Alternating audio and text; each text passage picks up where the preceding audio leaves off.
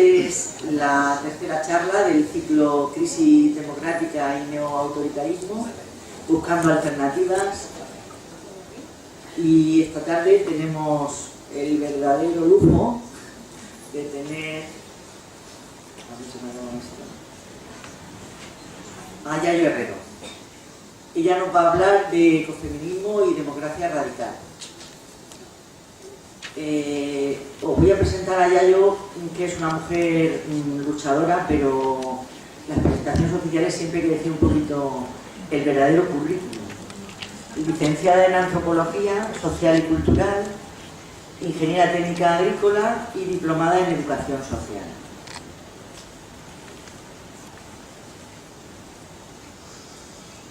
Ha sido la coordinadora de Ecologistas en Acción hasta hace unos años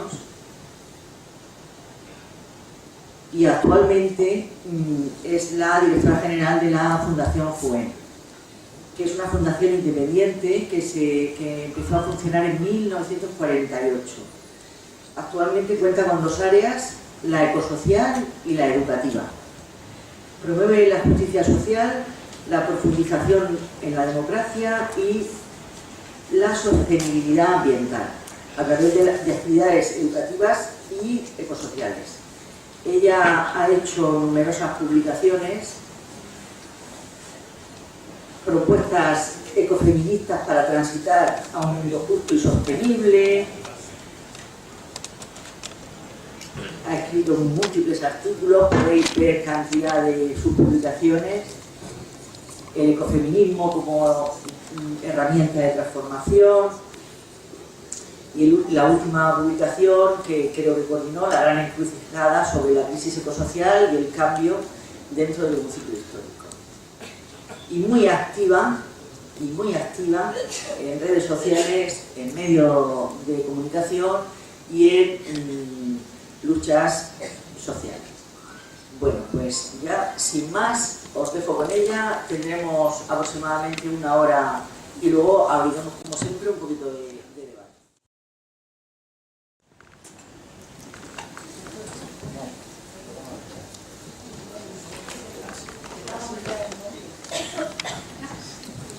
Bueno, buenas tardes a todos y a todas. Para mí es un gusto poder estar aquí. Quiero agradecer al Foro Ignacio Ellacuría, a UAC y a las comunidades de base que me hayáis invitado.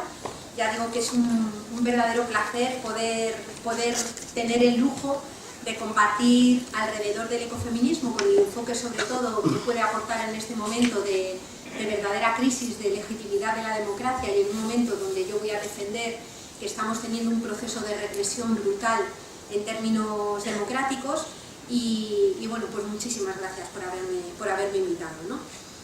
Lo que vamos a hacer va a ser compartir algunas reflexiones básicas de qué es esto del ecofeminismo, qué es lo que aporta, sobre todo desde nuestro punto de vista, que básicamente yo lo resumiría diciendo que el ecofeminismo lo que ayuda es a mirar, situando las prioridades de la sociedad en otro lugar totalmente distintas de las hegemónicas, y mirando desde ese otro lugar, pues por un lado hacemos una crítica profunda al modelo en el que estamos viviendo y por otra parte podemos alumbrar caminos, pistas de salida, digamos, y modos alternativos de reorganizar la vida en común, ¿no? El ecofeminismo es un movimiento social y una corriente de pensamiento. Para mí esto es bastante importante. Yo creo que estamos viviendo un momento en el que mucho del pensamiento crítico que se hace a veces, incluso en el ámbito de la academia, no tiene un traslado al movimiento social. Es decir, muchas veces se elabora teóricamente desde algunos ámbitos académicos, desde las universidades, y a mí siempre me ha resultado muy difícil entender cómo es posible pensar críticamente el mundo y luego no tener unas ganas irrefrenables de intentar cambiarlo y actuar en él. Por eso me parece importante decir que es una corriente de pensamiento y un movimiento social, ¿no? El ecofeminismo, yo no voy a entrar a hablar de sus diferentes visiones o de las diferentes corrientes que hay dentro, porque quiero entrar más a lo sustantivo. Es un movimiento en el que todas sus diferentes miradas coinciden en señalar que estamos viviendo una época histórica crucial, una gran encrucijada, en la que se está librando una verdadera guerra contra la vida. Es decir, estamos viviendo un momento en el que la organización económica, la organización política y la cultura que emana de esas organizaciones económicas y políticas, es decir, del modelo capitalista, directamente podría decirse que le han declarado la guerra a la vida, porque se desarrolla, crece y se expande precisamente en contra de esas bases materiales, también culturales y simbólicas que permiten sostener la vida humana. Y afirmar una cosa como tan gruesa obliga a hacerse la pregunta de, entonces, ¿de qué depende la vida humana? ¿Qué es lo que hace que cualquiera de las personas que estamos aquí sentadas podamos decir que estamos vivas? ¿Qué es aquello que no puede faltar para seguir sosteniendo la vida? Y tenemos que reconocernos como una especie viva, que vive inserta en un medio natural. Somos naturaleza. Y como somos naturaleza, somos seres radicalmente ecodependientes. Yo creo que a ninguna se nos escapa el hecho de que el aire que respiramos, el agua que bebemos, los alimentos que comemos, todos los materiales que sirven para fabricar cualquiera de las cosas que nos rodean en esta habitación, la energía que nos ilumina, todo, absolutamente todo eso, depende en última medida de la naturaleza. Depende de unos bienes que llamamos desde un punto de vista muy antropocéntrico no renovables, como son los minerales de la corteza terrestre, que son susceptibles de ser usados simplemente hasta que se agotan o no resulta rentable ni económica ni energéticamente su extracción. Pero también depende de lo que llamamos bienes renovables o procesos cíclicos de la naturaleza, como por ejemplo la fotosíntesis, ese proceso maravilloso. Yo tengo que confesar que soy una súper fan de la fotosíntesis, ese proceso maravilloso que permite que las plantas que hacen la fotosíntesis sean capaces de captar la energía del sol y a partir de ese proceso casual, maravilloso e increíblemente complejo, sean capaces las plantas de construir y desarrollar su propio cuerpo y a partir de ese desarrollo y construcción de su propio cuerpo comiencen a funcionar todas las cadenas tróficas. Sin fotosíntesis no hay vida, ¿no? Pero también hablamos, por ejemplo, de la polinización, otro proceso esencial para que puedan existir las cosechas o la reproducción de las plantas. Y olvidemos que a la humanidad solamente le separa de su propia extinción un año sin cosecha global. Es decir, toda la vida, absolutamente toda la vida, depende de la naturaleza. Y no solamente la vida así medida en términos como más abstractos, sino que no hay economía sin naturaleza. La economía no es más que un subconjunto dentro de un sistema mucho mayor que es el que organiza la vida. Por tanto, no hay economía sin esos bienes fondo de la naturaleza que de alguna manera permiten sostenerla. Y lo que sucede es que esos bienes fondo de la naturaleza, aunque una sociedad tan antropocéntrica y con ese utopismo tecnológico que tenemos se le olvide, digamos que esos bienes fondo de la naturaleza preexisten a la especie humana, no son fabricados por los seres humanos ni por su tecnología y no son controlados a voluntad por los seres humanos, aunque la actividad humana pueda trastocar el clima o pueda de alguna manera alterar ciclos naturales, pero digamos que no los controlan a voluntad para hacerlos funcionar en la medida que le gustaría el metabolismo urbano industrial, ¿no? Por tanto, si somos seres ecodependientes, radicalmente dependientes de la naturaleza, estamos sujetos y sujetas a un rasgo básico que tiene nuestro mundo natural, y es el hecho de que tiene límites físicos.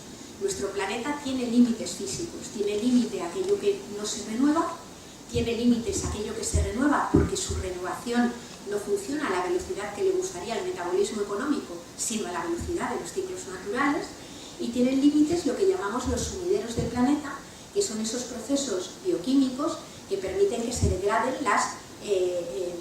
los residuos, digamos, generados en la actividad humana y no humana. Y sobre una superficie que tiene límites físicos, nada, absolutamente nada, se puede plantear crecer de forma indefinida.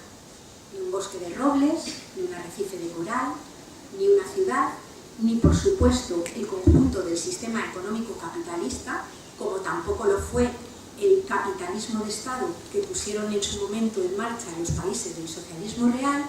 Nada, absolutamente nada, se puede plantear crecer de forma ilimitada mientras para hacerlo necesite extraer cantidades crecientes de minerales de la corteza terrestre o utilizar esos bienes que cíclicamente regenera la naturaleza. ahí tenemos la primera de las dependencias. Pero además, como especie humana que somos, tenemos otra característica básica que con frecuencia también se le olvida a nuestro modelo económico y político.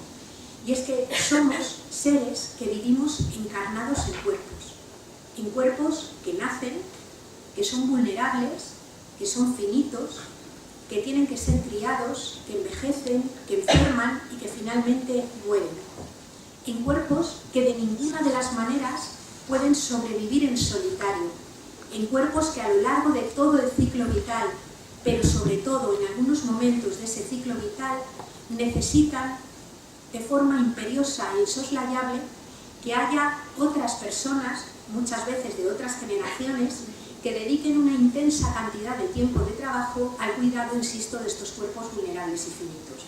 Insisto mucho en el cuerpo por llamar la atención sobre esa dimensión material de la vida humana, no porque obviamente piense que el cuerpo plantea algún tipo de dicotomía o de dualismo, digamos, con otros ámbitos, digamos, que pudieran ser menos materiales, ¿no? Pero fijémonos que una criatura recién nacida, por ejemplo, no puede sobrevivir si en sus primeros años de vida no hay otras personas que dedican una cantidad ingente de tiempo de trabajo a asear, a alimentar, a mover, a trasladar, a cunar, a acostar, también a abrazar, también a besar, porque como especie que somos viva e interdependiente, incluso para amarnos a nosotros mismos, incluso para ser capaces de desarrollar autoestima y amor por nosotras mismas, necesitamos hacerlo a través del reflejo en la comunidad que nos acoge y que nos devuelve, digamos, esa mirada que nos reconoce y que nos nombra. Pero digamos que en el plano material del mantenimiento de los cuerpos es absolutamente esencial esa lógica de cuidado, ¿no? Vuelve a ser lo mismo en el momento de la vejez. Todos, absolutamente todos los países que llamamos ricos, en realidad, como luego veremos, enriquecidos, somos países en donde hay muchísima gente mayor. Somos países muy envejecidos y por tanto en ellos hay muchas personas que no pueden ni levantarse, ni acostarse, ni salir a la calle, ni prepararse la comida, ni asearse, si no vuelve a haber otras personas alrededor que dedican tiempo, esfuerzo y energía al cuidado de ese cuerpo en un momento de especial vulnerabilidad, ¿no? Pensemos en los momentos de enfermedad, ni siquiera enfermedades muy graves, enfermedades, por ejemplo, que te mantengan inmovilizada durante 3-4 semanas, una de estas escayolas que te impide andar. Necesitaremos también otras personas alrededor que nos ayuden a mantener la vida, las cosas más básicas y más cotidianas durante esos días. O pensemos, por ejemplo, en la diversidad funcional o en una discapacidad grave. Hay personas que para poder llevar a cabo una vida que merezca la pena vivirse necesitarán ese acompañamiento de otras personas a lo largo de toda su existencia. Esto quiere decir, como decía antes, que una persona, para poder mantener la vida, a lo largo de toda ella, pero sobre todo en algunos momentos del ciclo vital, necesitará que haya otras alrededor atendiendo, sosteniendo las condiciones de vida de ese cuerpo, las condiciones de vida básicas para poder sobrevivir. Pues bien, lo que sucede es que prácticamente a lo largo de toda la historia, y sobre todo, y prácticamente también en todos los ámbitos de la geografía, quienes mayoritariamente han cuidado de los cuerpos vulnerables y finitos hemos sido, somos mujeres. Y somos mujeres, desde mi punto de vista, no porque estemos mejor capacitadas genéticamente para el cuidado de los cuerpos vulnerables. Estamos mejor dotadas genéticamente para gestar y parir. Eso es una obviedad, es un universal insoslayable.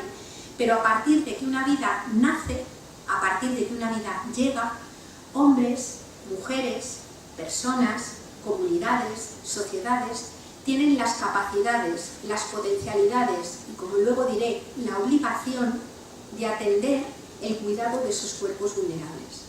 Y si lo hacemos mayoritariamente mujeres, es porque vivimos en sociedades que tienen una particular organización del trabajo, que es la organización patriarcal, que se caracteriza por tener una determinada división sexual del trabajo que asigna de forma no libre a hombres y mujeres tareas diferentes. En el caso de las mujeres, asigna todo el trabajo, digamos, de mantenimiento y cuidado de los cuerpos vulnerables, ¿no?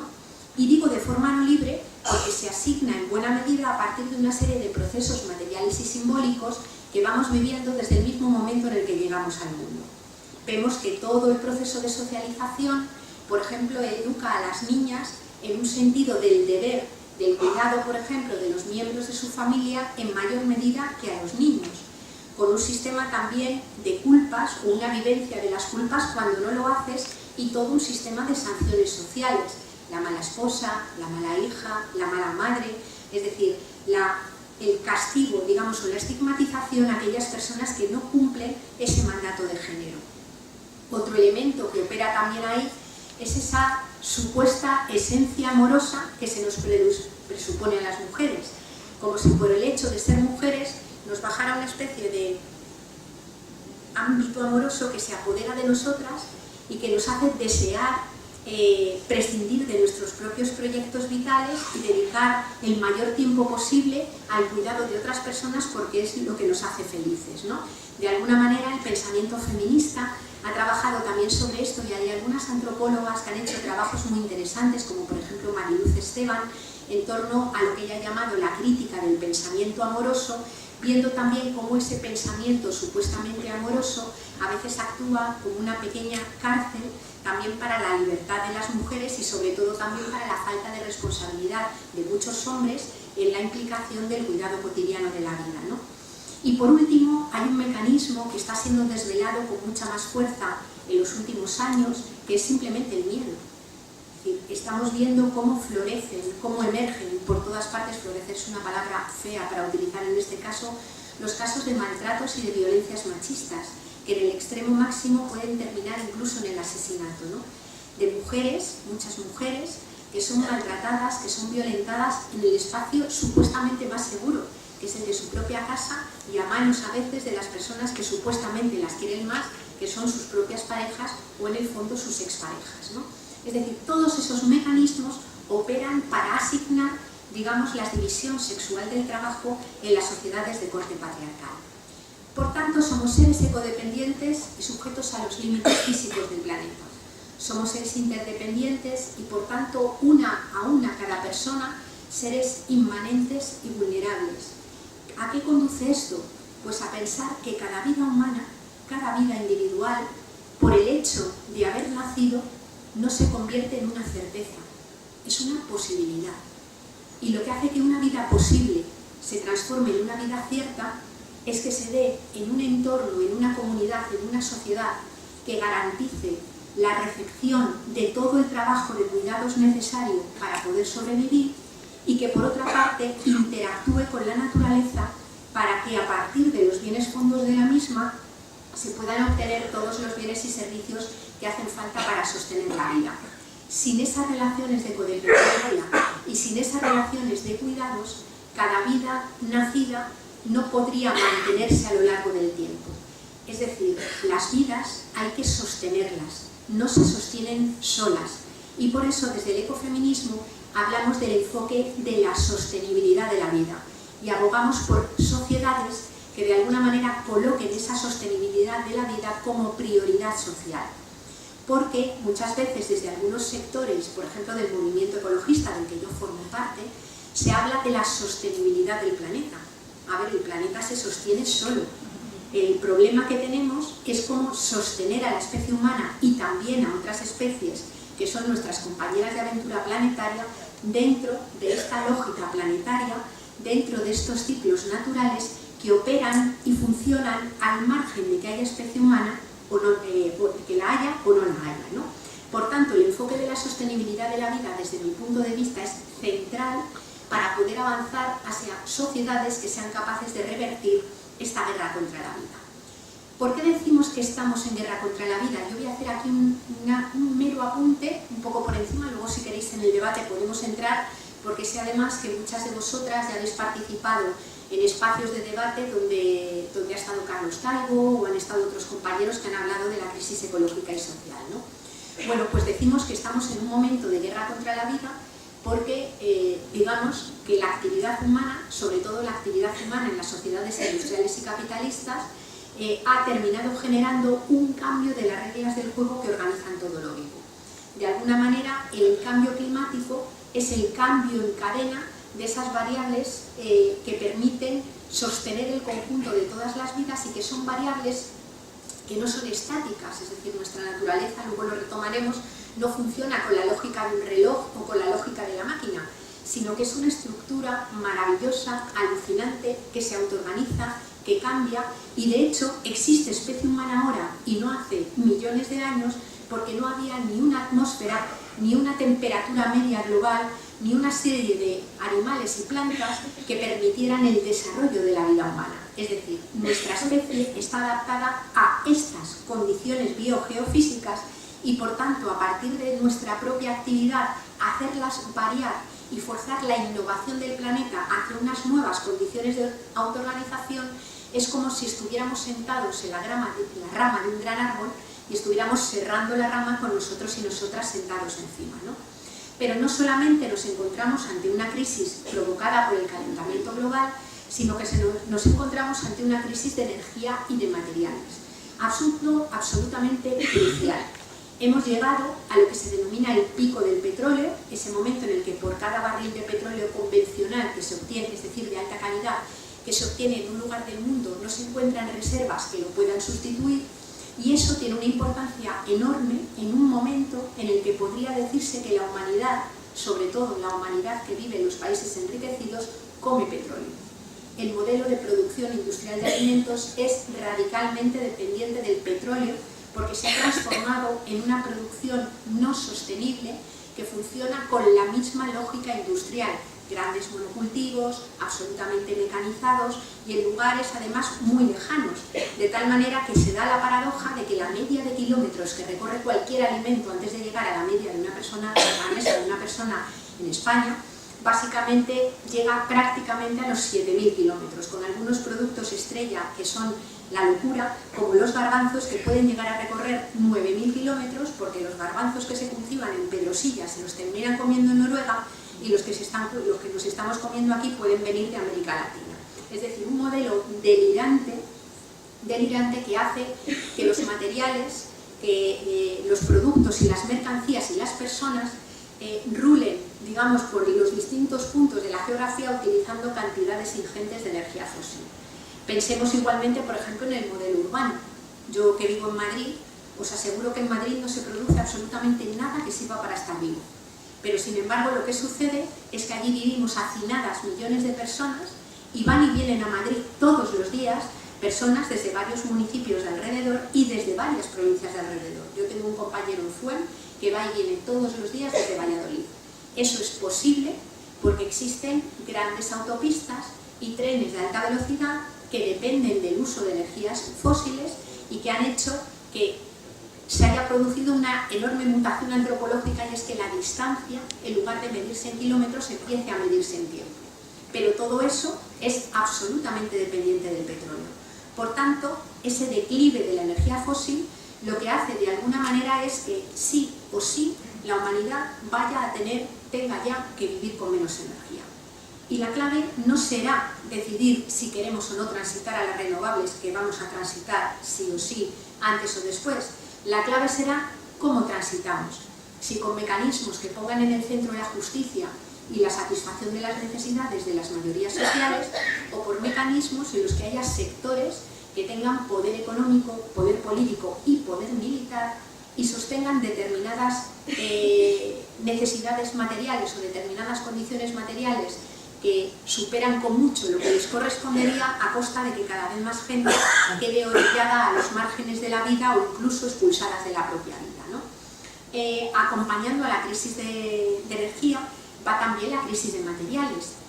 Y es que para poder transitar de un modelo basado en el petróleo a un modelo basado en renovables hace falta construir muchos molinos, muchas placas solares, mucha infraestructura, hace falta cambiarla radicalmente y para poder hacerlo hace falta utilizar cobre, litio, platino, neodimio, disprosio, galio, es decir, prácticamente todos los minerales de la corteza terrestre que están también sujetos a sus propios procesos de agotamiento. ¿Por qué planteo esto? Porque paradójicamente los debates sobre la energía o los debates sobre los minerales se dan en mesas de expertos, en mesas de personas que son ingenieros, se dan en espacios donde las grandes empresas operan e intervienen sobre cómo se manejan los materiales y la energía y no interviene la ciudadanía. Ese es un primer elemento que quiero llamar de déficit democrático absoluto. Es decir, se están utilizando los minerales de la corteza terrestre de forma acorde a los intereses de algunas empresas que tienen como principal objetivo la obtención de beneficio, y se hurta ese debate a las mayorías sociales cuando lo que nos va es directamente la capacidad de adaptarnos ante condiciones adversas como la del calentamiento global y adaptarnos con condiciones de justicia. Por tanto, a mí me parece que este tema, que está tan ajeno a la propia agenda política y que también está ajeno muchas veces a los movimientos sociales, es un aspecto central a incluir si queremos revertir la guerra contra la vida y además hacerlo de forma justa y democrática, ¿no? Bueno, esta crisis ecológica que se produce tiene también digamos, una repercusión enorme en la profundización de las desigualdades en todos los ejes de dominación. Pensemos que de primeras, para haber construido este modelo industrial globalizado, ha hecho falta invadir, colonizar y saquear muchos otros territorios. Le preguntaban a Gandhi si él creía que alguna vez la India podría tener el mismo nivel de desarrollo que tenía Inglaterra. Y decía Gandhi, a ver, si Inglaterra para tener el suyo ha necesitado invadir prácticamente toda Asia, una buena parte de África, Oceanía y todo el norte de América, y no queda mucho más mundo para invadir, parece imposible que la India globalmente pueda tener el mismo nivel de consumo o de mal llamado desarrollo desde mi punto de vista que ha tenido Inglaterra, ¿no? Ahora mismo ese marco de desigualdades que comienza desde el propio nacimiento del capitalismo lo vemos intensificado y podemos utilizar un indicador que es la huella ecológica para ver cómo se materializa. La huella ecológica sabemos que es la expresión en unidades de superficie de tierra, en hectáreas globales, de la cantidad de energía y materiales que hace falta para sostener un estilo de vida determinado. Pues bien, si toda la población del planeta viviera con la media de una persona en España, harían falta prácticamente 3 planetas. Como la media de una persona noruega, 4. Como la media de una persona danesa, 5. Como la media de una persona de Estados Unidos, casi 6. Y como la media de una persona de Kuwait, harían falta 12 planetas. Y tenemos uno y parcialmente agotado. Esto quiere decir que avanzar a un modelo que sea justo, que sea equitativo entre todas las personas que viven en el planeta requiere necesariamente que en aquellos lugares en donde se consume, y me refiero a lo material, mucho más de lo que corresponde, donde se viven con muchos más recursos de los que hay en el propio territorio, se aborden procesos, digamos, de autosuficiencia o se aborden procesos de reducción del consumo material. No hay otra, es un juego de suma cero, lo que unos tienen de más, otros lo tienen de menos, ¿no? Y ese proceso lo podemos ver muy plasmado en lo que estamos llamando ahora, mal llamado desde mi punto de vista también, la crisis de refugiados. Es decir, las personas, por ejemplo, por poner un caso de Siria, hay una guerra en el país terrible que cuando rascas en sus condiciones estructurales o en sus causas estructurales, nos encontramos con que tiene mucho que ver con el saqueo, digamos, de los recursos energéticos que quedan en la zona. Pero es que además el cambio climático en toda la zona rural de Siria, que se había construido, digamos, como un modelo de producción de agricultura industrial bajo plástico, ha secado la única vía de agua que había, que es el río que pasa por toda aquella zona, y además el cambio climático ha profundizado la dinámica de las sequías.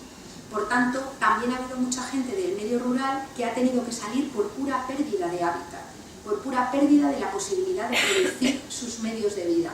Esas personas que han llegado a Alepo y a Damasco se han encontrado con la guerra y algunas de ellas salen del país, la mayoría quedan en los países de alrededor que están con una situación y una tensión estructural muy fuerte, y algunas, normalmente las más pudientes, hacen ese viaje terrible en manos de mafias tremendas que tratan de cruzar el estrecho, que tratan de cruzar el Mediterráneo, el Mediterráneo hasta llegar a Europa, ¿no?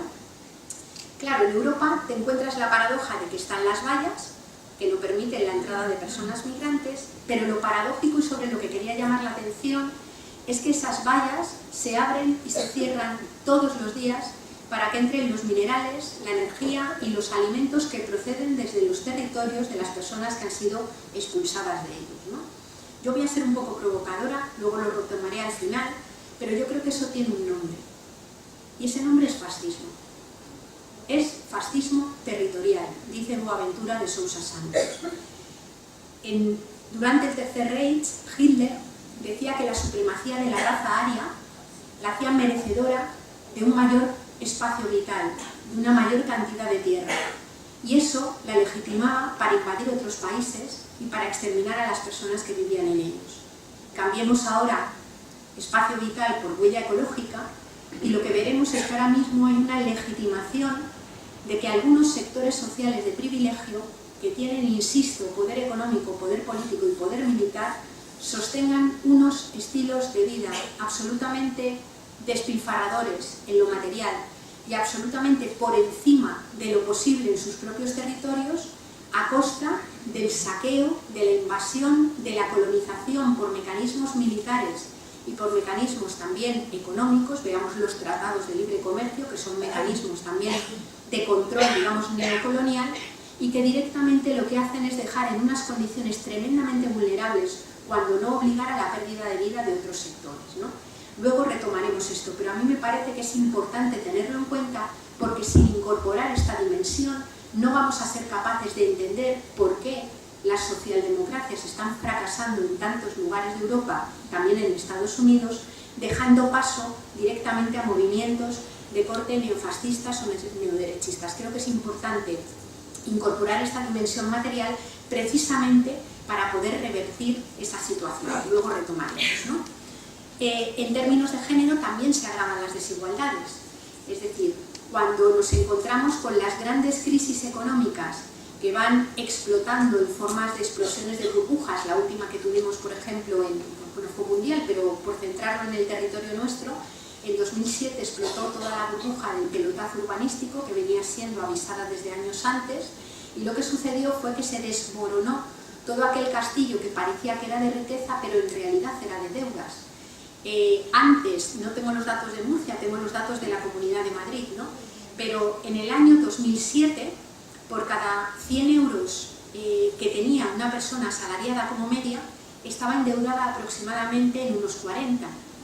En el año 1994, en el año 2007, cuando explotó la burbuja inmobiliaria, por cada 100 euros que tenía una persona asalariada como media, estaba endeudada en 160. Es decir, todo el proceso de crecimiento económico en realidad fue un proceso de enorme endeudamiento, donde las personas invirtieron los ahorros que tenían y se hipotecaron a futuro, que es el mismo que habla sobre la energía. Es decir, hemos consumido toda la energía fósil de los últimos 300 millones de años y estamos dejando el planeta regado de residuos que seguirán siendo peligrosos nucleares hasta dentro de 2.000, 3.000 o 4.000 años, ¿no? Es decir, esa es la dinámica de cómo se ha construido el modelo de riqueza. Y claro, cuando ese modelo explota, lo que sucede es que se agravan también las desigualdades dentro de los propios focos de riqueza del mundo privilegiado. Y ahora mismo tenemos millones de personas en situación de exclusión.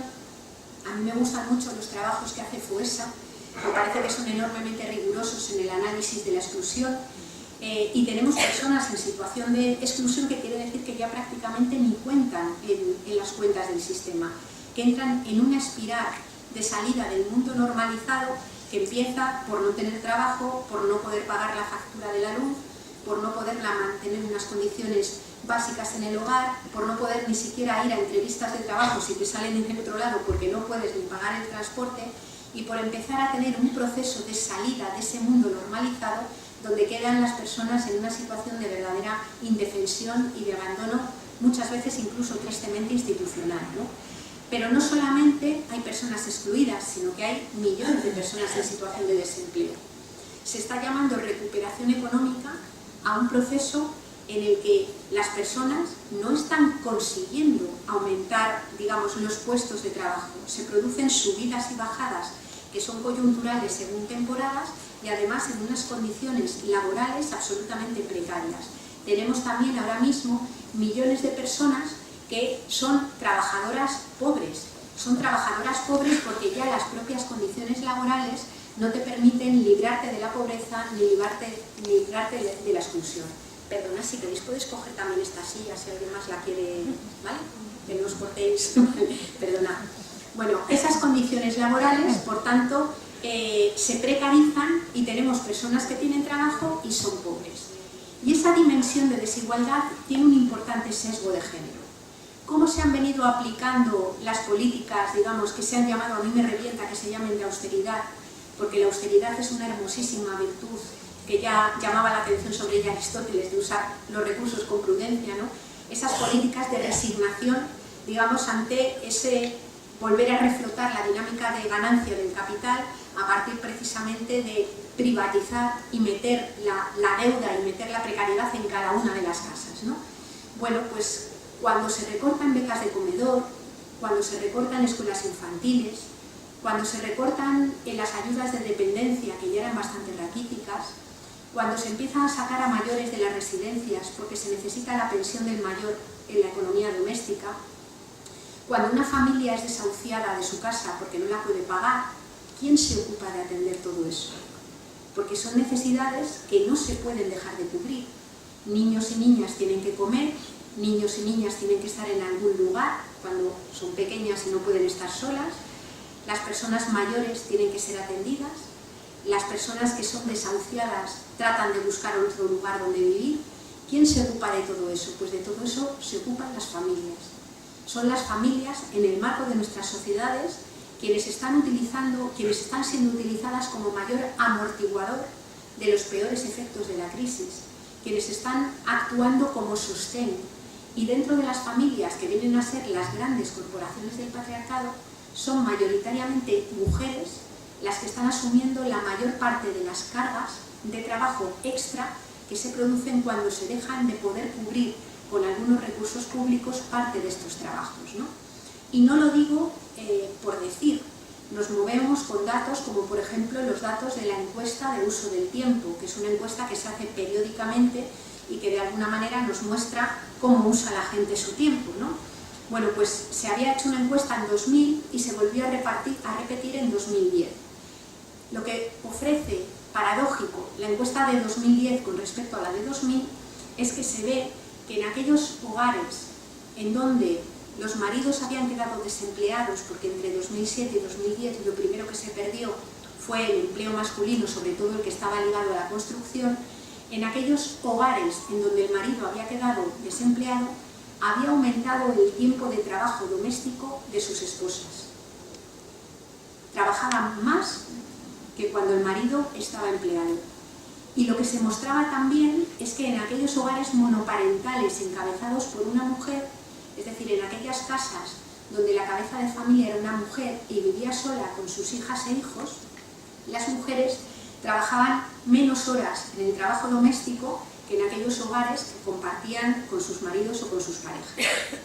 Es decir, yo sé que no es generalizable, hay muchísimos hombres que son nuestros compañeros que colaboran y comparten y se corresponsabilizan en los trabajos de cuidado, pero no es ni muchísimo menos lo mayoritario.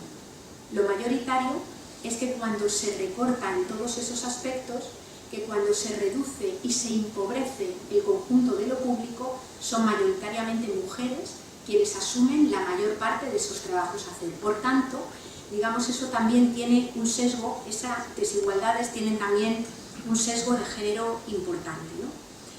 Claro, el elemento, es decir, o la pregunta que nos hacemos es, ¿cómo es posible que en una sociedad que se autodenomina sociedad del conocimiento, cómo es posible que cuanto más sabemos sobre el funcionamiento de los ecosistemas, cuanto más ha ido aumentando el conocimiento prácticamente en todas las disciplinas y campos de especialidad, hayamos construido y mantengamos una cultura económica, una cultura política y una cultura en general que se desarrolla de espaldas a las bases materiales que sostienen la vida, que se desarrollan de espaldas a la codependencia, forzando el deterioro del planeta que nos sostiene, y que se desarrollan de espaldas a la interdependencia, llevando también a una tremenda tensión que el feminismo ha llamado crisis de cuidados, que en muchos casos impide o pone en riesgo, digamos, esa reproducción cotidiana de la vida, ¿no? Y aquí tenemos que empezar a rastrear cuáles son algunos de los elementos que construyen esa cultura de guerra, esa cultura que rompe los lazos con la naturaleza y entre las personas y que impide, digamos, la posibilidad de una democracia real, de una democracia directa que de alguna manera pueda construir modelos alternativos, ¿no? Y yo me voy a centrar fundamentalmente en la cultura occidental, porque es donde estamos y porque es donde nació no solamente el capitalismo, sino también muchas de las visiones utópicas y alternativas, emancipadoras, que seguimos manejando con frecuencia, y nos tenemos que retrotraer bastante atrás en el tiempo. Digamos que el pecado original de la cultura occidental ha sido básicamente el de haber establecido una especie de abismo ontológico, el de haber generado una tremenda fractura entre el ser humano y su cultura y el resto del mundo vivo, como si fueran dos cosas radicalmente diferentes, dos cosas separadas, en la cual además el ser humano se encuentra en una situación de privilegio o en una situación de poder, digamos, en cuanto a la naturaleza, el resto del mundo vivo, incorporando dentro de la naturaleza también lo que tiene que ver con los cuerpos, ¿no? Acordémonos cuando estudiábamos a Platón. Platón dividía el mundo en dos, a partir de un dualismo que luego ha permanecido a lo largo de la historia, en dos grandes ámbitos. Hablaba del mundo de las cosas y el mundo de las ideas. El mundo de las cosas estaba integrado por todo aquello que moría, se pudría, se corrompía, no permanecía. Por esa naturaleza y esos cuerpos que él definía como esencialmente caóticos, que no permanecían y que directamente iban mutando a lo largo del tiempo.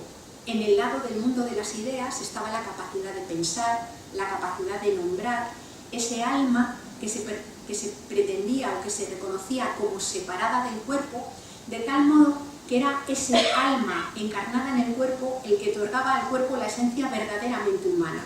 Los cuerpos eran como el soporte accidental que tenía ese alma, esa capacidad de razonar a lo largo de su vida. Bueno, esa separación que puede parecer que está simplemente, esa separación, ese dualismo, donde además obviamente la dimensión inmaterial que permanece, que es trascendente, inmutable y eterna, tiene más valor que esa otra dimensión inmanente y corruptible, por así decir, esa separación toma cuerpo y toma naturaleza política muy pronto. Y saltamos a la conformación y al nacimiento de la democracia, por ejemplo, en la polis ateniense. Claro, cuando nace la democracia en Atenas, en aquel momento, digamos, se conforma todo un modelo del que hemos aprendido mucho y del que tenemos que seguir aprendiendo muchas cosas, pero tenemos que observar que en ese momento de mayor apogeo de la democracia ateniense, en Atenas había aproximadamente unos 34.000 ciudadanos que iban al ágora, que eran hombres, que iban al espacio público, en donde aprendían, filosofaban, trataban de conocer el mundo que les rodeaba, comprenderlo, y a partir de esa deliberación y de ese encuentro trataban de establecer el bien común, las leyes que organizaban esa vida en común en torno a algo que definían como el interés general, que era el fruto de todo ese proceso de deliberación que es la base de cualquier sistema democrático, ¿no? Claro, es importante tener en cuenta que en aquel momento en Atenas también había 160.000 esclavos y esclavas. Esclavos y esclavas que no iban al ágora, que no debatían sobre la vida en común y que tenían como función interactuar con esa naturaleza para cultivar, pescar, tejer ropa, extraer minerales y materiales con los que se construían, entre otras cosas, los edificios y el ágora en donde se deliberaba sobre la vida en común. Es decir, eran personas que interactuaban con la naturaleza, que conocían sus límites y constricciones, pero que sin embargo no formaban parte, digamos, de ese conjunto de ciudadanía que deliberaba y decía y definía lo que era el interés general.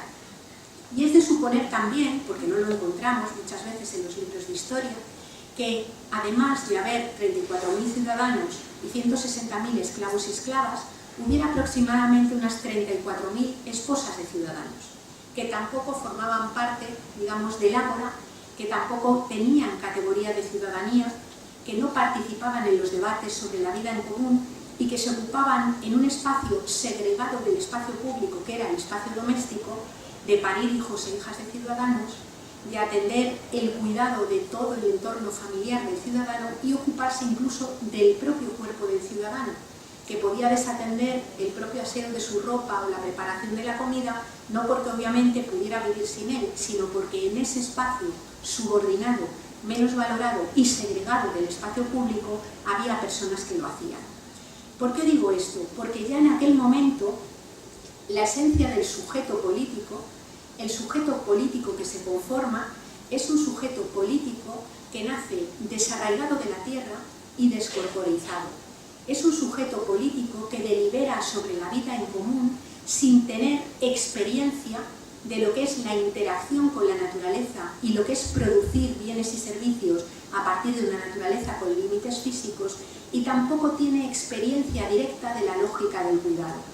Es decir, ese sujeto político establece lo que es el interés general sin tener de ninguna manera en cuenta o tener experiencia directa de lo que hace falta para sostener la vida. Genera ese concepto de interés general o participa en ese espacio de deliberación con el cordón umbilical con la tierra y con el resto de las personas roto.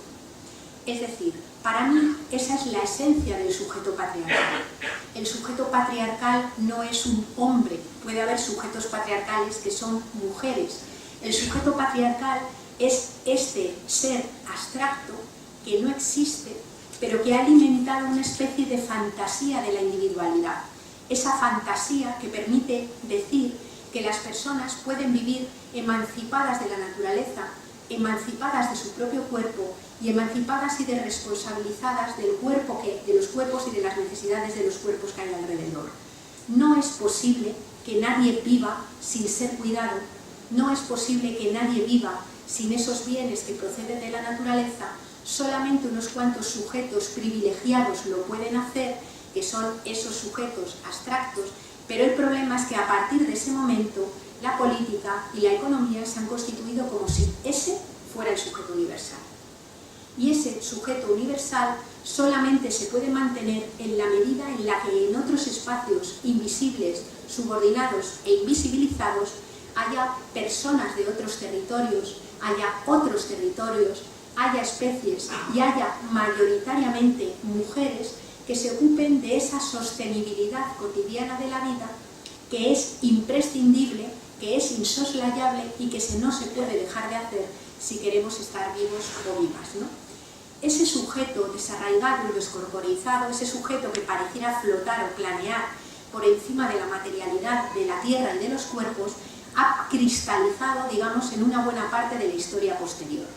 Es un sujeto también que emerge desde algunas visiones, creo yo que las mayoritarias y hegemónicas de toda la cultura judeocristiana. Nos lo vemos perpetuado en toda la escolástica posterior, por ejemplo en las visiones de Santo Tomás o de Agustín, también de San Agustín, muy dualistas, y lo vemos también plasmado, por ejemplo, en el propio momento de la modernidad. Descartes reproduce la mirada platónica y sigue separando, digamos, ese mundo de las cosas mecánicas, los cuerpos y la naturaleza. Ya no habla del alma, habla de la razón, de ese campo de la razón que es lo que otorga la condición verdaderamente humana. Newton, por ejemplo, establece las leyes de la mecánica y eso supone un tremendo revulsivo. Las leyes de la mecánica postuladas por Newton lo que hace es defender que nuestra Tierra y nuestros cuerpos funcionan como si fueran grandes máquinas. Newton, que fue un hombre tremendamente religioso, de hecho él pensaba que a partir de su propia convicción, de su propia ciencia, él se autodefinía como un nuevo Mesías, ¿no? Newton decía, la Tierra funciona como un gran reloj y Dios es el gran relojero. La capacidad de trascender, digamos, este cuerpo hostil que muere y de emular, de tratar de acercarnos al máximo posible a esa esencia divina, es precisamente imitar también esa esencia ingeniera, imitar a ese gran ingeniero en la medida en la que seamos capaces de conocer, de intervenir y de dominar la naturaleza. Pero el que lo plasma de una forma con una intensidad tremenda es básicamente Bacon, cuando en sus Principia dice: la ciencia es poder. El objetivo de la ciencia es torturar a la Tierra para arrancarles todos sus secretos, hasta conseguir estremecerla y dominarla hasta sus fundamentos. Este lenguaje, que metafóricamente es muy fuerte, muestra, yo creo que con claridad, cómo se construye una mirada sobre la naturaleza, e insisto, la dimensión natural de la vida humana, digamos, ese soporte, este territorio del ser que somos los cuerpos, en el que el hombre mira esa naturaleza desde la exterioridad, desde la superioridad y desde la instrumentalidad. Y termina conformando un proyecto de poder, un proyecto de dominio que termina siendo tremendamente violento. Violento sobre las condiciones de vida en la Tierra, violento sobre los sujetos esclavizados y colonizados, violento sobre otras especies y también violento sobre las mujeres, que, insisto, siguen siendo a quienes se les asigna la obligación o el deber de cuidar cotidianamente la vida en un sistema que sin embargo la ataca, en una especie de tarea de Sísifo que cada vez se hace más complicada y por eso hablamos de crisis de cuidados, ¿no? Pero donde esa mirada da una vuelta de tuerca cultural importante es cuando nace la economía capitalista, cuando nace toda la mirada de la economía marginalista o economía, el paradigma de la economía neoclásica que sostiene nuestro modelo económico actual, ¿no? Y ese nacimiento del capitalismo viene acompañado de dos procesos que le son absolutamente indisociables, que son el uso de energía fósil, primero el carbón, luego el petróleo y luego el gas natural, ofreciendo la energía fósil por ser una fuente energética absolutamente espectacular en cuanto a su tasa de retorno, al menos el petróleo que se extraía en el siglo XX, no ya el que queda hoy, ¿no? Ofreciendo la energía fósil la posibilidad de hacer crecer enormemente esa escala de intervención sobre la Tierra, de ser capaces de acudir a otros lugares, de ir a otros entornos y de intervenir, digamos, sobre la naturaleza y sobre el proceso de extracción y el proceso llamado de producción de una forma mucho más intensa.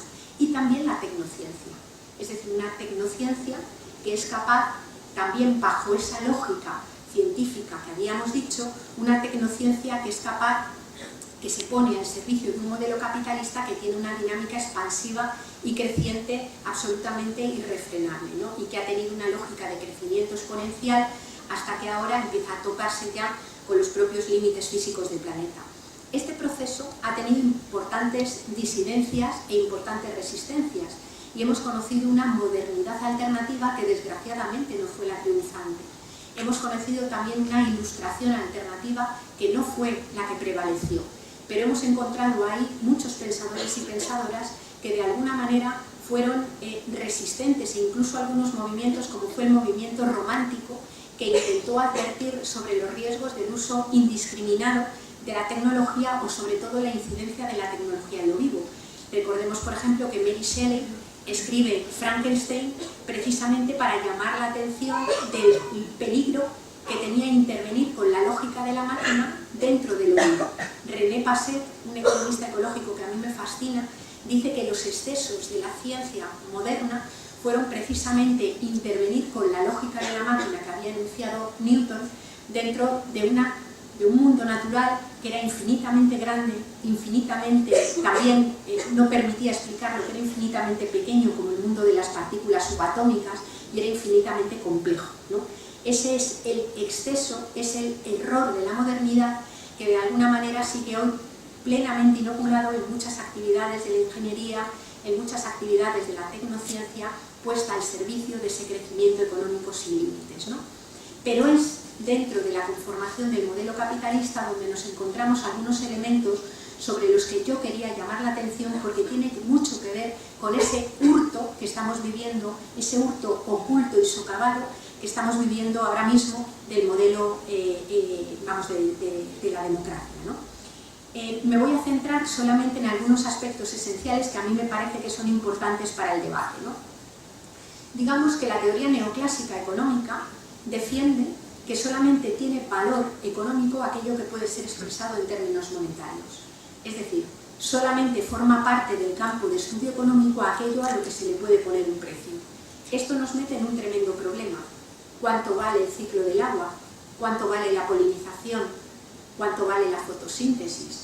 ¿Cuánto vale el ciclo del carbón? ¿Cuánto valen los trabajos que mayoritariamente mujeres realizan en sus ámbitos domésticos, estando disponibles 24 horas al día y 365 días al año cuando no son trabajos pagados? Todo eso no tiene reflejo en las cuentas económicas y al no tener reflejo en las cuentas económicas no es valorado ni considerado como riqueza.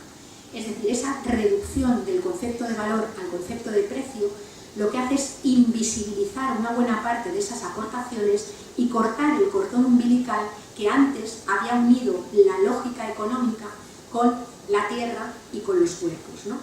Esa forma, además de medir, esa forma de reducir todo a lo estrictamente monetario, lo que ha hecho ha sido pervertir o mutar un concepto de producción que no había nacido así. El concepto de producción estaba ligado a los bienes y servicios que se utilizaban, que se producían, por así decir, para satisfacer necesidades humanas.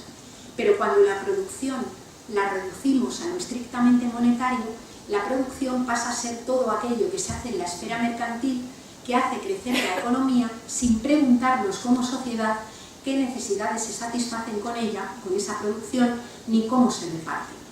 Por ejemplo, nos encontramos con un mundo que habla de producción de bombas de racimo y genera un enorme crecimiento económico, o producción de trigo. Es obvio que desde el punto de vista de las necesidades humanas, la producción de bombas de racimo no podemos decir que satisfaga ningún tipo de necesidad. Es decir, el uso de lo producido no solamente no satisface necesidades humanas, sino que destruye la vida. Mientras que en el caso del trigo, estamos hablando de una producción directamente utilizable en la alimentación. El problema que tenemos es que al medir la producción solo en términos monetarios, al medir solo la dimensión que crea valor en el mercado, que es la monetaria, que es la que se traduce en euros, ya no somos capaces de discriminar como sociedad entre ambas producciones. Digamos que dejamos de tener capacidad como sociedad para discriminar entre aquellas producciones que nos acarician y aquellas producciones que nos aplastan. Solamente miramos la dimensión que crea valor en el mercado y por tanto deseamos que esa crezca al máximo.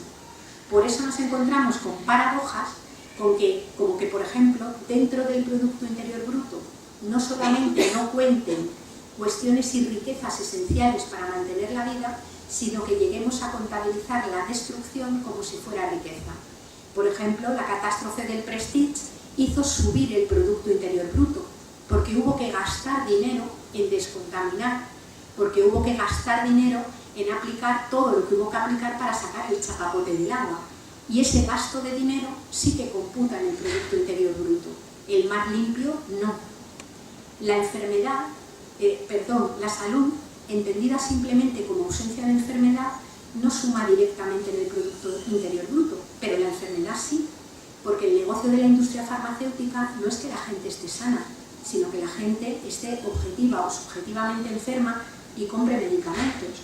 Por eso hace muy poco una consultora de reconocido prestigio elaboraba un documento que con una obscenidad absoluta salió a la prensa y salió como noticia hace 3-4 semanas, en el que se decía y se aconsejaba a la industria farmacéutica que no les convenía curar del todo las enfermedades, porque de alguna manera lo que sucedía es que se cortaba de una forma importante, digamos, el negocio, es decir, convenía curarlas pero un poco, para que siguiera habiendo una dependencia del tema económico. La paz, entendida como ausencia de conflicto bélico, no suma como riqueza, pero la guerra suma muchísimo. La guerra es un motor de crecimiento económico brutal, tanto en el momento de bombardear como en el momento de volver a reconstruir, donde hay verdaderos codazos y puñetazos por todas las grandes empresas de infraestructuras a la hora de participar en esos procesos de reconstrucción, ¿no? Es decir, esa reducción del concepto de valor a precio lo que hace es invisibilizar aspectos centrales que tienen que ver con la ecodependencia y la interdependencia, por tanto que la economía ni se entere cuando se destruyen, y por otro lado, llegar a considerar crecimiento económico a aspectos que ni satisfacen necesidades humanas y de alguna manera van en contra de recursos que nunca volverán a estar disponibles para otro uso humano y a veces ni siquiera sirven para satisfacer las necesidades humanas, ¿no? Un economista francés clásico, Pigou, gastaba una especie de broma económica y decía que bastaría que cada inglés de la Inglaterra victoriana se casara con su ama de llaves para que de golpe descendiera la renta nacional. Claro, el sueldo del ama de llaves, que sí que está monetizado, cuenta en las cuentas económicas del sistema y hace subir ese Producto Interior Bruto. Pero en el momento en el que la esposa empezara a hacer gratis lo que antes hacía pagada como ama de llaves, a pesar de que la producción de bienes y servicios fuera exactamente la misma, eso ya no contaría como riqueza y por tanto decrecería la renta. Esto nos lleva a decir que igual que ha mutado el concepto de producción, se ha mutado también o se ha reducido de una forma intensa la propia noción de trabajo. Hoy le llamamos trabajo solo a lo que se hace a cambio de empleo, solo a lo que se hace a cambio de salario. Y todos esos trabajos que hace la comunidad, que se hace mucho trabajo comunitario, todos esos trabajos que hacen mayoritariamente mujeres, estando disponibles a veces durante 60 años de su vida dentro del hogar, produciendo bienes y servicios, si estos no son pagados, eso no es considerado trabajo. De hecho, en la encuesta de población activa, una ama de casa es considerada población inactiva y su trabajo, por no tener, no tiene ni nombre. Cuando tú le preguntas a muchas mujeres mayores a qué se dedican, dicen sus labores, como si fueran de ellas, y ese trabajo no genera ningún tipo de derecho, ni económico, ni social, para las mujeres que lo realizan. Es decir, si una persona que ha sido ama de casa toda la vida, en un momento de vulnerabilidad como es la vejez, tiene derecho a una cierta protección económica, no es por la aportación que ella ha hecho a lo largo de la vida, sino que es porque mantiene un vínculo habitualmente en el matrimonio con una persona que sí ha participado en la esfera laboral. Esto lo que hace es que culturalmente y políticamente le demos un enorme poder al ámbito del empleo. A mí me llamó enormemente la atención y se me abrían las carnes, porque yo antes que ecologista fui sindicalista, se me abrían las carnes cuando me encontré aquellas declaraciones de los mineros que marcharon sobre Madrid en una marcha preciosa en 2014 y entrevistaban a algunos de los mineros que venían y les decían: ¿no os parece un poco raro que se pida dinero público para dárselo a tu patrón y que luego tu patrón te pague a ti? Y contestaba alguno de los mineros: es que son los empresarios los que crean la riqueza. Es decir, el movimiento obrero se hubiera revuelto en su tumba si llega a oír esto. Es decir, la creación de riqueza, como se había teorizado previamente, viene de la capacidad regenerativa de la naturaleza y de la capacidad de trabajo, esa capacidad del ser, que es el trabajo que tenemos los seres humanos. Cuando cedemos simbólicamente la capacidad de generar riqueza a quien no se emplea, lo que estamos es cediendo completamente la organización de cuestiones esenciales para la vida al ámbito de los empresarios. Y lo que sucede es que en la lógica de la empresa no tiene como prioridad el mantenimiento de las condiciones de vida de la gente.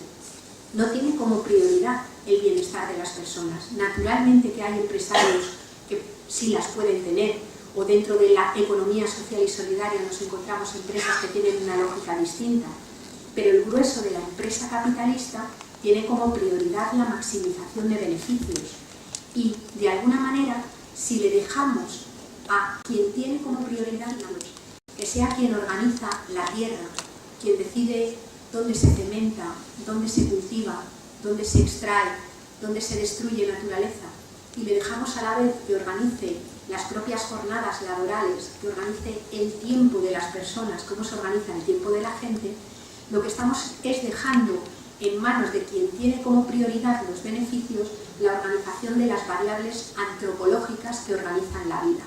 Es decir, estamos dejando el bienestar de las personas, estamos dejando las bases materiales que organizan la vida al servicio de la generación de crecimiento económico exclusivamente. Para mí, esta es una pérdida democrática brutal y, por tanto, creo que la recuperación de una democracia radical pasa también necesariamente por la democratización de la economía. Muchas veces hablamos solamente de la democratización del espacio político y esa democracia queda suspendida en la puerta de nuestro centro de trabajo o en la puerta de la fábrica a la que tenemos que acudir todos los días. Esa democratización económica para que la economía tenga como prioridad el mantenimiento de la vida, para que la producción producción sea una categoría ligada a la conservación de la vida y no a su destrucción es, desde mi punto de vista, absolutamente central, ¿no?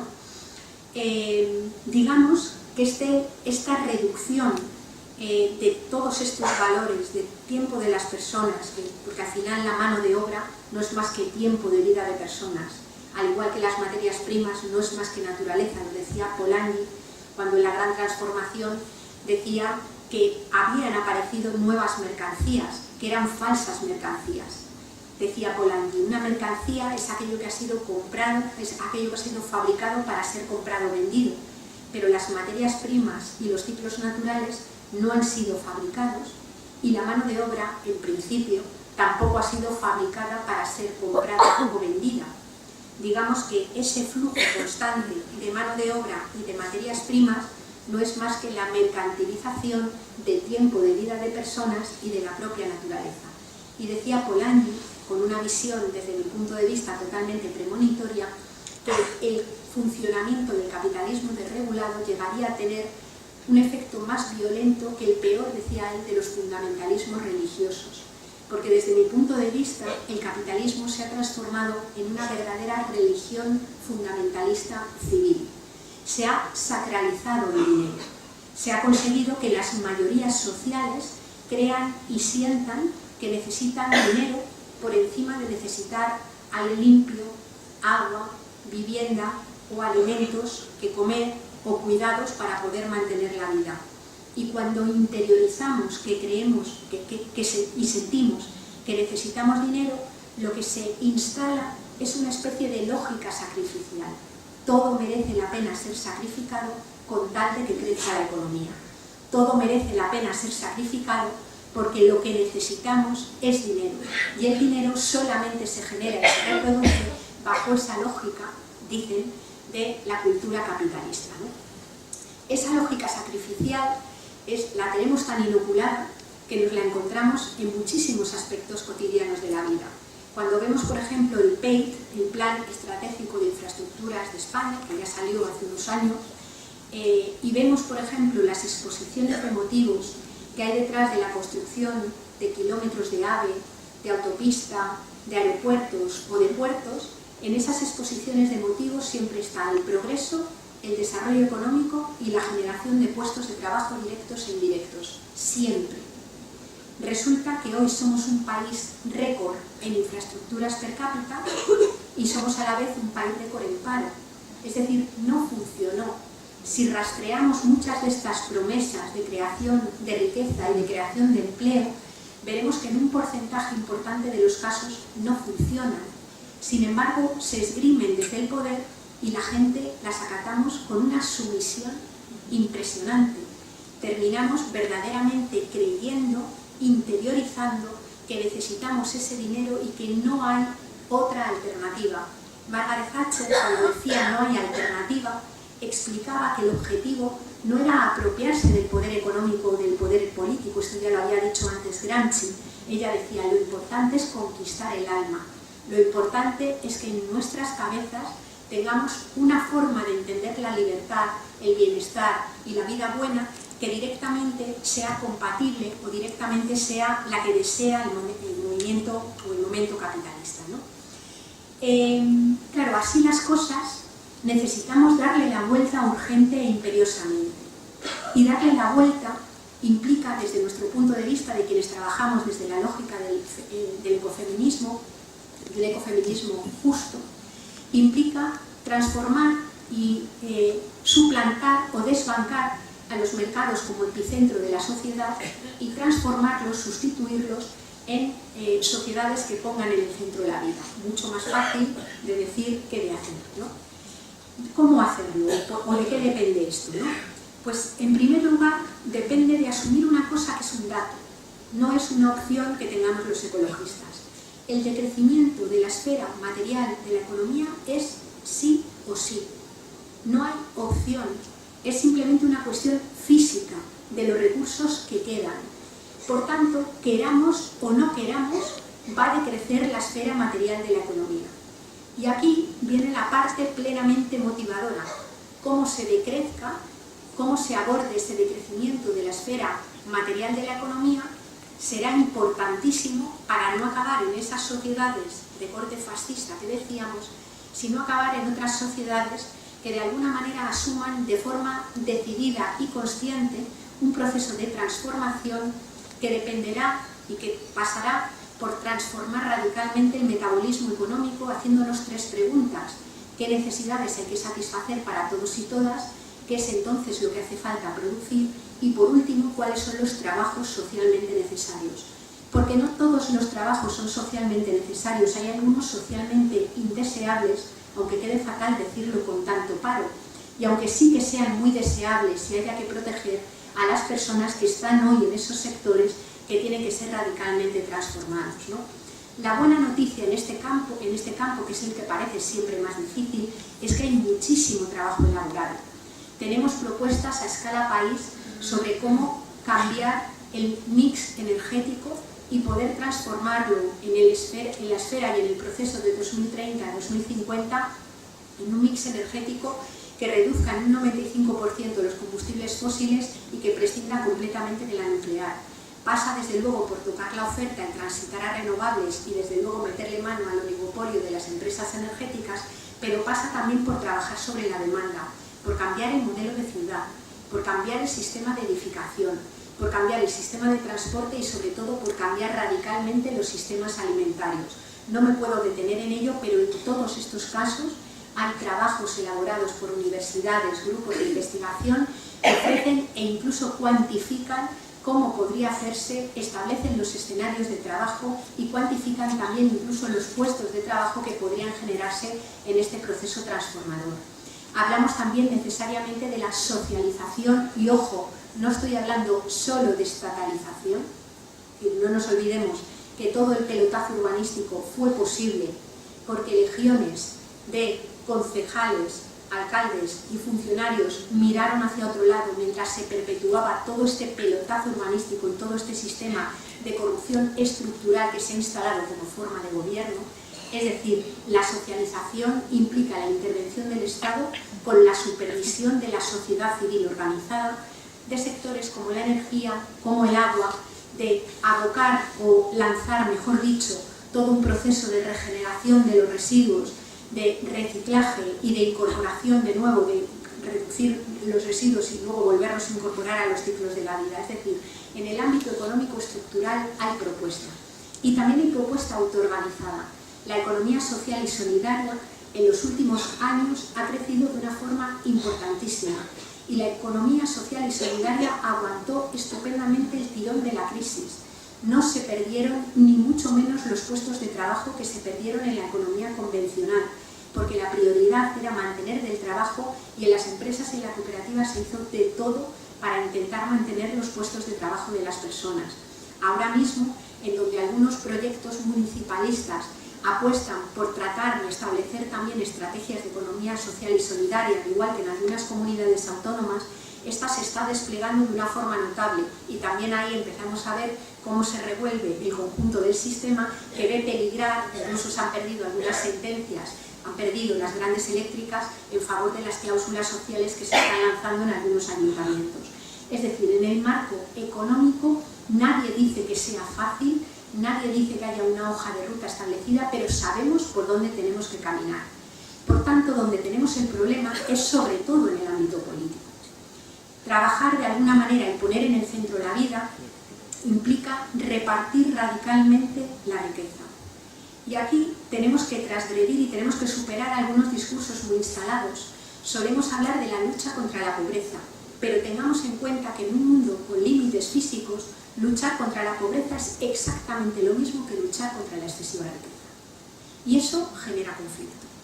Los debates sobre la propiedad, los debates sobre la riqueza obscena, los debates sobre quien tiene mucho más de lo que le corresponde tienen que tener una naturaleza política y son cruciales para poder crear esos modos de vida que sean justos y que además sean democráticos. E igual que hablamos del reparto de la riqueza, hablamos del reparto de todas las obligaciones que comporta ser especie y tener cuerpo. El curro de cuidados de los cuerpos no es un trabajo solo de mujeres. Las mujeres lo hacemos, pero no es un trabajo solo de mujeres. Y eso implica que los hombres los asuman, lo cual vuelve a ser otra pérdida de privilegios, que son los que han mantenido los varones a la hora de poder de alguna manera retirarse de ese campo de trabajo porque había alguien que lo hacía, ¿no? Comunidades, instituciones, los hombres y las mujeres, hablo de los hombres y las mujeres en este marco dicotómico en cuanto a las funciones, las personas en general son las que tienen que ocuparse de sostener esos trabajos y mantener esa vida, ¿no? Y por último, entramos en la disputa de la hegemonía cultural. Necesitamos, digamos, en un mundo en el que se ha interiorizado que no hay límites para nada, que es más, que transgredir los límites es estupendo, ese emprendedor individual que supera cualquier tipo de límite, esa concepción de que cuando cualquier obstáculo se opone al avance y al progreso hay que eliminarlo. Si una montaña impide el paso de un túnel, se tunela. Si un humedal impide la expansión de una urbanización, se deseca. Si un glaciar impide la extracción de minerales, se dinamita. Y digamos que no pasa nada, puede no pasar nada con una montaña, un glaciar o un humedal. Pero estamos en un momento en el que el mundo ya está lleno y nos encontramos ya con ese tope de los límites y necesitamos conservar imperiosamente la naturaleza que tenemos e incluso regenerarla, ¿no? Por tanto, aprender los límites e incorporar una dinámica, un aprendizaje de la suficiencia, es decir, del aprender a vivir bien con menos, y ojo, hablo con menos material y además hablo con menos, obviamente, aquellas personas que consumen mucho más de lo que les corresponde, no con menos, obviamente, quienes menos tienen, ¿no? Tenemos que disputar también el concepto de seguridad, no llamar seguridad a los ejércitos, a las cámaras de vigilancia o a los mercenarios que directamente están posibilitando el extractivismo y el saqueo, por ejemplo, en zonas como América Latina, sino seguridad a cómo construimos sociedades que pongan vidas buenas, vidas que merezcan la pena vivirse para todos y todas en el centro. Hablamos de desbancar o de desenmascarar las falsas soluciones del capitalismo verde, que en el extremo más peligroso se pueden transformar incluso en propuestas ecofascistas en este caso, porque no sean universalizables para la mayor parte de la gente y sigan siendo un entorno de privilegios. Hablamos de establecer alianzas con aquellos sectores judiciales, de la educación, medios de comunicación, políticos, economistas, sectores de la economía, sectores también de la empresa, personas desvinculadas y organizadas de cualquier manera, personas desempleadas, personas excluidas, es decir, establecer un marco de alianzas que pueda de alguna manera tratar de conseguir generar un contrapoder que permita confrontar con lo que tenemos, ¿no? Yo sé que el reto es grande y que la diferencia de poder también lo es, pero quiero llamar la atención sobre el hecho de que donde vivimos los bienestares y malestares es en nuestras vidas cotidianas.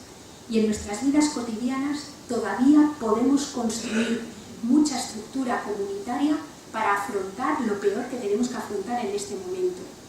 Por eso a mí me parece que en este momento participar en cooperativas de consumo, participar en la economía social y solidaria, tener tu cuenta en lugares como Fiare, tener tu recibo de la luz con estructuras como son Menergia o el teléfono móvil si lo tienes como son Conexio, son elementos centrales que no socavan, digamos, todo lo estructural, pero permiten experimentar que haciendo cosas con otros y otras tenemos éxito.